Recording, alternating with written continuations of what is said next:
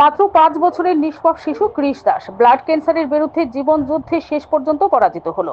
বৃহস্পতিবার ক্যান্সার হাসপাতালে চিকিৎসাধীন অবস্থায় তার মৃত্যু হয়। শিশু কৃষ দাসের পরিবার যেন দুর্ভাগ্যের প্রতীক। পিতা বিশ্বজিৎ দাস শতভাগ মুখ বধির প্রতিবন্ধী একজন জেলে, মা বাসন্তী সাহা 75% মানসিক প্রতিবন্ধী।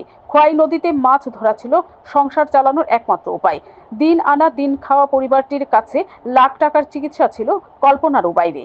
চিকিৎসকরা যখন জানালেন কৃষ ব্লাড ক্যান্সারে আক্রান্ত, তখন ভেঙে পড়ে পরিবার। সরকারি দপ্তরের দ্বারে দ্বারে ঘুরেও আশার আলো মেলেনি। ফলে প্রতিটি মুহূর্তে মৃত্যুর সঙ্গে লড়াই চালাতে হয়েছে কৃষকে। কয়েকদিন আগে তাকে ভর্তি করা হয় ক্যান্সার হাসপাতালে। এ সময় মন্ত্রী বিকাশ দেববর্মা সেখানে গিয়ে শিশুদের সঙ্গে কথা বলেছিলেন। কৃষের মৃত্যুর সংবাদে তিনি বৃহস্পতিবার চাকমাঘাটে কৃষের বাড়িতে উপস্থিত হন। সঙ্গে ছিলেন মণ্ডল সভাপতি ধনঞ্জয় দাস সহ বিজেপির যুব মোর্চার কর্মীরা। কৃষের নিথর দেহ ঘিরে হাহাকার করছে বাবা মা। প্রতিবেশীরাও ছুটে এসে শোক ভাগ করে নেন। মন্ত্রী বিকাশ দেববর্মা বলেন, মাননীয় মুখ্যমন্ত্রী প্রফেসর ডাক্তার মানিক সাহা শিশুটির চিকিৎসার জন্য যাবতীয় ব্যবস্থা গ্রহণ করেছিলেন।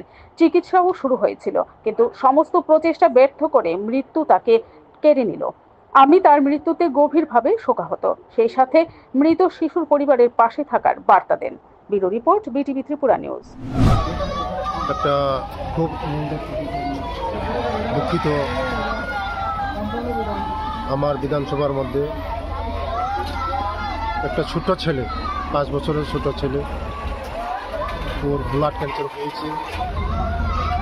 আমি শুনেছি, আমি দিল্লি ছিলাম, কিন্তু দিল্লির থেকে আসার সঙ্গে সঙ্গে আমি হসপিটালে গিয়ে, ক্যান্সার হসপিটালে গিয়ে মুখ্যমন্ত্রীর সঙ্গেও আলোচনা হয়েছে, মিটিং হয়েছে। মুখ্যমন্ত্রী ওর যা খরচ হবে আমাদের সরকারের থেকে আমরা দেওয়া হবে বলে সব ক্যান্সার হসপিটাল সুপারকে আমি ফোন করেছি মুখ্যমন্ত্রী, এবং আমিও সঙ্গে সঙ্গে আমি ক্যান্সার হসপিটালে গিয়েছি, দেখেছি, আমি কথাও বলেছি ওর সঙ্গে, পুলিশের সঙ্গে।